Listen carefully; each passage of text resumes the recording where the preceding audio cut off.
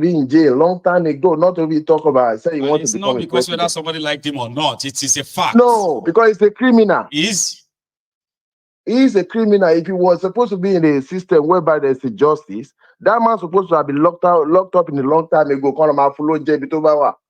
Was okay, he become a president. Nobody voted for him. He snatched it. So àwọn olórí kan wá jókòó sórí podium wọn ní kẹ́ máa fi oṣù kẹ́ máa fi para. That whatever it is you are going through, these people, the Nigerians that live in that country, people that live in that country, they are not ready, just like we said. And to bá lè japa kó japa, and tí ò bá lè japa kó remain there. They will deal with it. Because what you are doing here is just for them. It's just for them to you open their eyes. You tell them what they don't know, because whatever is going on in that country, majority of the newsroom don't tell them what is going on. No. I cannot believe in my own life, Nigeria will be where we have today. I cannot emphasize this at all. But in our lifetime, we are now at the center of it. We are at the center of it. Me and you today, we know that Yorubas have the brains, they have the resources, human resources. You can imagine when Tinubu or whatever they call it come on TV, you cannot even pinpoint something good. Nigeria. You can imagine. Those people are just not about con man. Every from A to Z. Now you are telling me to hold on for another how long? For how long do I have to hold on to? Well, let me allow other people to call it Michael. I want to pray. Thank you so much. Amen. And I mean, when I tell you, I don't know how much I can appreciate you. There's nothing I can do to appreciate you. Thank you for being my last speaker. We're going to continue saying it. I cannot believe when I travel out of that Nigeria, I never believe I'll be in this country for this long. But I've been here for almost 22 years. I'm sure there are a lot of people that have been here more than that. It will be they like want to go back home, but they can't. Be almost suicidal for a person to go back in that place and join that madness.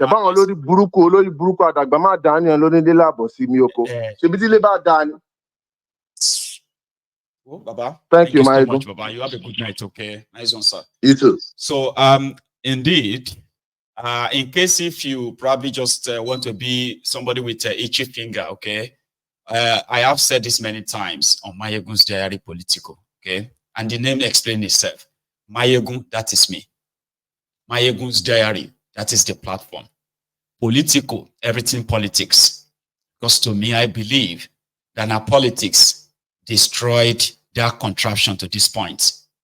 And the politicians who are the epicenter of politics, who decides our fate, what will happen to us now, or what happens to us tomorrow, they deserve the special and everyday scrutiny, including those of you who are going to be their victims, consciously or subconsciously.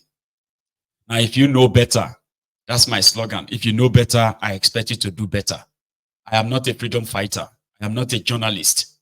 I've said this many times. So I am here to help build a conscious people who are aware of their environment, who are aware of the action and the consequences of the actions of those who are deciding for millions of people, whether you are in Nigeria or you are not in Nigeria.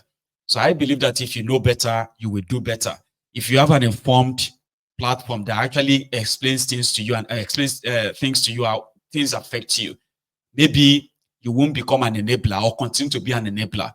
Maybe the issue of a tribal, ethnic, religious, all these sentiments, right? They will no longer kind of cloud your judgment. So, and I am not here to fight for anybody. I do not have any army out there to fight for anybody. If you can't fight for yourself, then please shift. I believe that if we have an informed citizens, home and abroad, where people knows that if except something is done, we are all going to actually die in the hands of these rogues. So if you come onto my platform and you say all this talk, then you shouldn't be here. It's as simple as that. I am not going to fight for you if you can't fight for yourself. And if that doesn't work for you, you should not be here. Here. Hello. Hello, this is Ake Kumeku calling from the US. Ake Kumeku. Mazi, how are you, sir?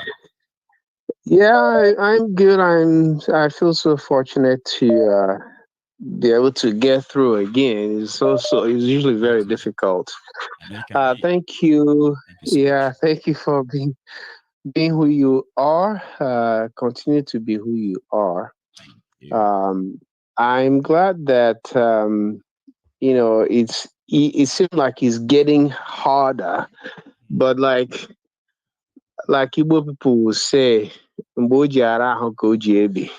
When it gets tough, that's when it ends. That's right. We're getting there. Our problem, though, I'm not in the leadership of IPOB, but sometimes I kind of try to read meaning into strategies people are employing and what they do. I think our problem now is if we can get one of the regions, if we can get a movement from one of the regions to do the same thing IPOB is doing, then it'll be over.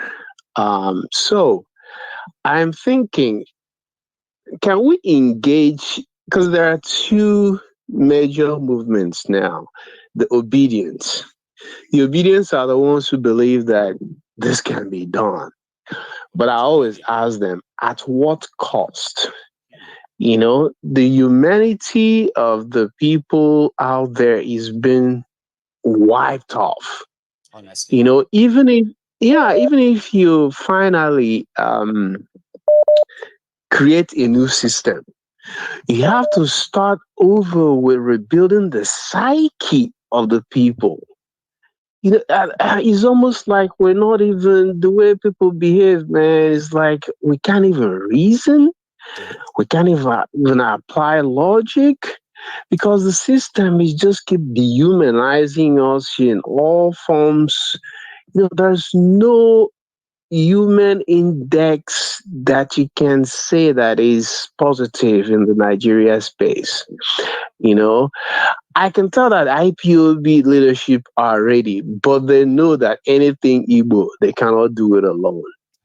So they just sitting back and watching, because, and that's Definitely. I why mean, they, we're almost at that level until we discover yeah, that a lot of people just latched on what the IPOB was able to achieve enough to get their own, to get a closer to those who are kind of sharing the pie.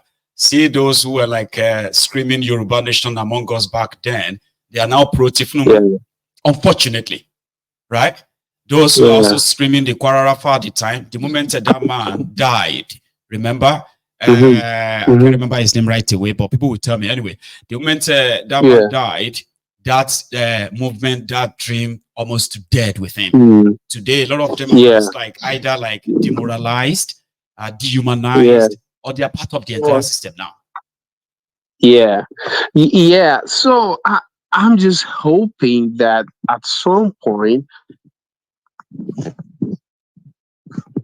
yeah, yeah. So I'm just hoping that at some point, um, there becomes a movement that from one of the regions that is genuine like IPOB that can, push the whole thing over the edge. So maybe some intellectual, debate with people like Omoyele Show, right? And I can see that changing in because he's talking about this some that looks like regionalism. He's talking about some that looks like constitution. He can also adjust it to if you want to talk about the next time he talks about uh, uh demonstration, you should talk about let's demonstrate to return to the former 3 or 4 regions that it used to be, and that is also a good way to go. But I don't know, those of us who propose disintegration can engage them in a debate. Let them make a case for us for why Nigeria should ever exist any further. Let them make that case. Let people like Obi and Obedience make a case to us. Why? Because we're intellectual people. We're not intellectuals, we're intellectuals. Let them make a case for us why Nigeria should continue to exist. Or sometimes you can create you can create a program, invite all the obedience and all the bat idiots, let them come and make a case for us. We're trying to be intelligently engaging, it's not about, we're not claiming to be, the best. We're not claiming that we know the best, but based on the facts and the antecedents we've observed, we're saying that Nigeria should end. Thank you very much. Thank you so much, man. I appreciate that. Indeed, engagement where people can actually interact, disagree, agrees, and like as normal people, are expected to do. It's unfortunate that the rogues in Nigeria are pretty much like creating a toxic environment where engagement is almost impossible, right? Well, I buy that. Well, I will think of that too. Hello. Hello, Maegun. Hello, sir. How are you? Maegun Baba. Yes, sir. This is Austin. I'm calling from London. Austin. Spoken to you a few times. Oh dear. Yes, sir. It's been a while. How are you doing, sir? It's been a while. No, I didn't completely log off, but Nigeria's problem is a weight. When you keep listening when to you them, but when you pretend not to be come back and interested, forth. the day the day you kind of decide to check again, the problem is always there, man. It's always there. Hmm. And actually, yeah, sorry, I have to go back a few weeks. When you got a bit burnt out, went to the hospital. Thank God you're back, and we're glad you're firing, in your all four cylinders. Well, getting there. Thank you. Okay, listen, I won't waste your time. I think this Nigerian problem is a problem. I was listening to this. Hello? Yeah, I'm with you. Please. Can you hear me? Yeah, we can. Yeah. All of us. This River State thing, I think it's another dimension that people are beginning to see that Nigerians can actually do something for themselves. I'm from Port Harcourt, and I wasn't too sure what this fora is all about. And when he started going on with this wicked nonsense and his resolute statement that he made challenging the IG, the so-called IG, that gave me some comfort. And I think that today, in fact, yesterday was one of my best days that the election held. Everything went well. But the question I have, Michael, perhaps is a bit away from this.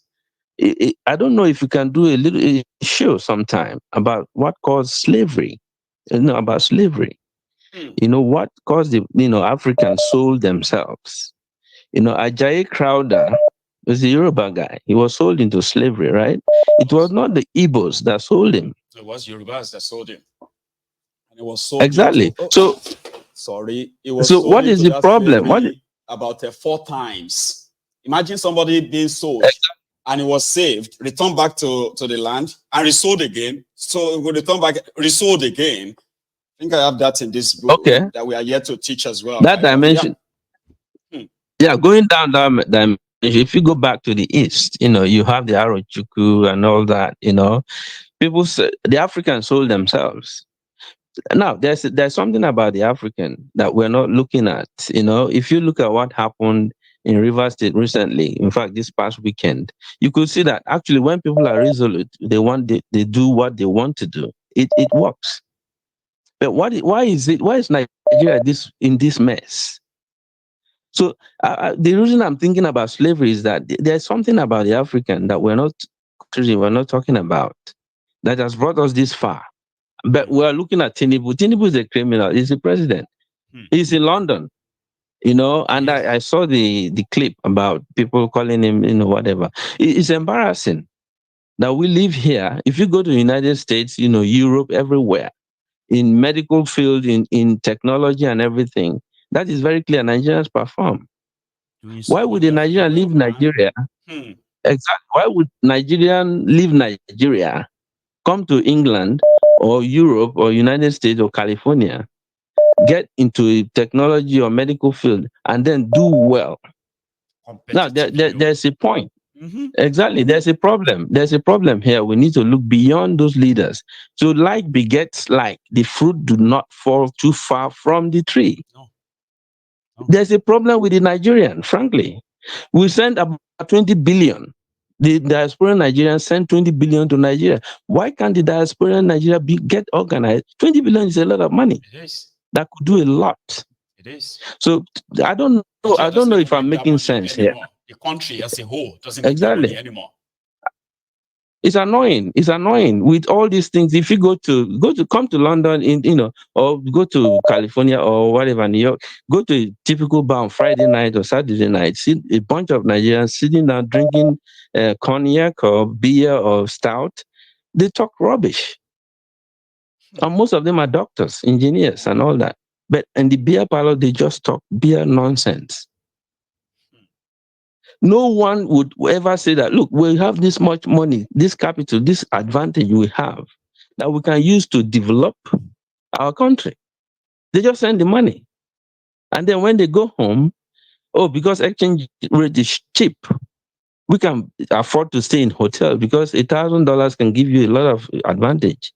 It doesn't make sense to me. So I don't know. I'm going crazy with this thing now. It all boils down to patriotism. The truth is that we might all be answering Nigerians out there, right? We do not really have any sort of a connection to that country, so to say, that is born out of patriotism. Yeah, people seems to have people who are more patriotic to their real identity. For example, I'm a Yoruba man. You are an Igbo person, or you are what do you call it, an Ibibio person, or you are an Ijo person. People out there kind of get more loyal to their real identity than Nigeria, and that brings about that individualism. See, let's even leave those ones that sends money. All of us that sends money, right? What about those who kind of return from these countries, this Western world, and they ended up holding political positions in that place, and they still performed worse? Right? Was you remember when he lived in this country right for years? The former governor of Ogun State, two of them, in fact, three of them. The one that is current governor of Ogun State right now lived in America for years in the 80s and 90s, right? The former governor as well, Benga Daniel, lived. He had his family raised in the UK. He lived here. Amosun lived here. His children, they are British. Well, when he went back to Ogun State to be their governor, the current governor of Lagos State, Sonwo-Iku, he was a resident of America. Gbajabi Amule, the chief of staff to Tinubu right now, he was a lawyer in Georgia. Do you get that now? Majority of these guys actually lived abroad. When they return back to that place, there is no real reciprocation of what they learned or what they kind of like this, these areas. Once they get back to that place, they just contributed to further destruction of the place. And my own answer is that Michael, listen to that place. Michael, listen. You're very resolute. You're very, very organized, and you have a lot of information. That's why I like your show. Thank you. When you speak, you speak with facts. That's why I brought up this thing. I didn't need to bother you with going back to sleep. There's something intrinsic. Yeah, there's something intrinsic and for me very worrying about the African, especially the Nigerian variety of African. It is bad. We look at the branches, you look at the fruit. The fruit is not the problem, it is the seed. We need to walk around to see what kind of seed are we planting. The soil is good. God gave us everything. Everything. So what is it about, say, the Baja Miabiole or whatever? He's a thief. He lived all in Georgia. Those criminals who lived in America and in Europe, and they go back. You remember when governor who took over from Tinubu or something? What's his name? Fashola, is it? You remember when Fashola used 78 million naira to create a website, WordPress website that could easily be done in a week? You get it? 78 million. Have to ask yourself, like, why? There are people in London, 1 or 2%, perhaps I probably would know even. Not that I know a lot of people, because I hear things that, work with this guy. And this is an idiot who keeps talking. People are still listening to people like Obasanjo. But people will be listening to Obasanjo and all those people. These are people, these are these. That the problem is from the seat. Obasanjo, instead of Obasanjo had the opportunity, in fact, he's the worst president for me because he had opportunity. He was deputy president to Mauritania. I know why. Selfishness. You know why? You know why? Why? Because he was assistant to Mauritania when Mauritania died, 1976 to 1970. He was the one who deprived one of the person I believe the president Nigeria never had was Awolowo. Awolowo. He is the one who deprived Awolowo. He is the one who brought Nigeria to this point. We are not saying that. We're looking at Tinubu. We're looking at Buhari. Who started it? It's Obasanjo, and he had the second term from 1999 for 8 years. What did he do? $16 billion for electricity. He wasted. He had a chance of giving Nigeria a brand new constitution, people's constitution, where people actually said this is how we want to be governed. But because of his third term, he botched it. And that guy is still talking, and people call him Baba. I don't give a fuck about those things. All right, Michael. Sorry, I took your time. I look, really, I don't know. Thank you for giving me the opportunity to vent my, because sometimes I go, it's very depressing. Thank you so much. Thank you for your effort. I appreciate your perspective to the whole thing as well. But yeah, we'll keep on talking until when a lot of us will begin to reason better too. Thank you very much, and you have a good night. God bless. Cheers, man. So we have just about 5 minutes to go now, and I'm going to just take this last call tonight. But to us who are still watching, please, if you haven't really liked the broadcast, maybe you should now. And then if you haven't subscribed onto this channel, maybe you should as well. Here is our last caller this night. Hello.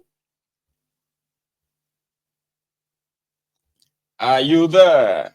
Oh, sorry about that. I think the problem is that this caller is connected, right? But the network and all of that is not making it happen. I am so sorry. We would have to kind of cut you off and give another person the shots. Really sorry. And he's been trying so much to try to want to get through, right? Unfortunately, another person will take the shot. Hello. What a perfect calculation, man. Oh, bless you. Somebody's misfortune is your own fortune. It happens, right? The administrative man was busy for like over an hour last night, calling and calling and calling. When I took his call, it just never connected. I'm like, oh, bless you. Then another person had to take the shot. Air Force One, how are you, sir? Man. Yeah, Baba. Oh, man. I am sad, mixed feelings, and helpless, hopeless. I don't know. Because I didn't see any hope coming. There is not any hope. Except somebody manufactured one fake one, like Tinubu. There is no hope. And I like what I think second to the last caller said something. The man from US. You know, what come to think of it, I really need to see somebody like Obi. They need to sit him down. Obi, what did you see? Why do you still bent on Nigerian being together? You know, that's a very, very good question that man raised. I was able to raise that question from everything he said. Why must us be together?